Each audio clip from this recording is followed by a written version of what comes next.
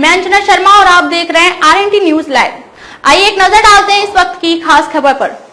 वायुसेना के लिए 12 सुखोई लड़ाकू विमानों की खरीद को मिली मंजूरी। तीनों सेनाओं की हथियार की जरूरतों को पूरा करने और उनके आधुनिकीकरण को गति देने के लिए रक्षा मंत्रालय की रक्षा खरीद परिषद DAC ने शुक्रवार को 45,000 करोड़ रुपए की लागत के 9 रक्षा खरीद प्रस्तावों को मंजूरी दे दी। अद्भुत है मारक क्षमता। इनमें भारतीय वायुसेना के लिए 12 सुखोई 30 MKI लड़ाकू विमान, आकाश से सतह तक मार करने वाली ध्रुवास्त्र मिसाइल, नौसेना के लिए टोही जहाज से लेकर अग्रिम मोर्चे पर तैनात किए जाने वाली सेना के बख्तरबंद युद्धक वाहनों की खरीद के प्रस्ताव शामिल है। रक्षा खरीद परिषद की शुक्रवार को रक्षा मंत्री राजनाथ सिंह की अध्यक्षता में हुई बैठक के दौरान खरीद के 9 प्रस्तावों को शुरुआती मंजूरी प्रदान की गई। रक्षा मंत्रालय ने बयान में कहा कि 12 सुखोई विमानों की खरीद के साथ डोर्नियर विमानों के उन्नयन के लिए जरूरी प्रस्ताव को स्वीकृति दी गई है। हवा से सतह पर मार करने वाली ध्रुवास्त्र मिसाइल की खरीद को भी मंजूरी दी गई है। बैठक में रक्षा मंत्री ने कहा कि सैन्य बलों के आधुनिकीकरण और खरीद में कम से कम 60 से 65% स्वदेशी सामग्री का लक्ष्य रखना चाहिए। आत्मनिर्भर भारत को देगा मजबूती। ये तय हुआ कि जिन प्रस्तावों को शुक्रवार को मंजूरी दी गई है उन सबकी खरीद भारतीय विक्रेताओं से होगी। स्वदेशी रूप से डिजाइन, विकसित व निर्मित IDMM श्रेणी के तहत ये खरीद आत्मनिर्भर भारत के लक्ष्य को प्राप्त करने की दिशा में भारतीय रक्षा उद्योग को मजबूती देगी। राजनाथ ने बैठक में चीफ ऑफ डिफेंस स्टाफ, तीनों सेना प्रमुखों, रक्षा सचिव और DG अधिग्रहण को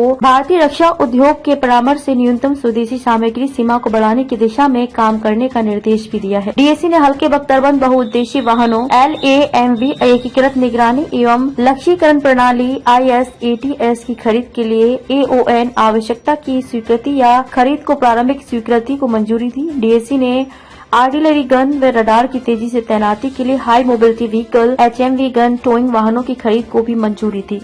खबरों में अब तक के लिए बस इतना ही। फिर होगी आपसे मुलाकात कुछ ऐसे ही खास खबरों के साथ। तब तक के लिए नमस्कार और देखते रहिए RNT न्यूज लाइव।